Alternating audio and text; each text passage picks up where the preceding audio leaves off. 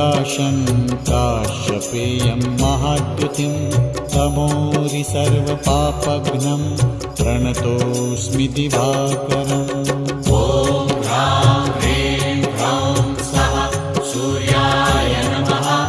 ॐ ह्रां ह्रीं ह्रौं स्वः सूर्याय नमः। जपाकुसुमसङ्काशं काश्यपेयं महाद्युतिं तमोरि सर्वपापघ्नं प्रणतोऽस्मि दिवाकरम्।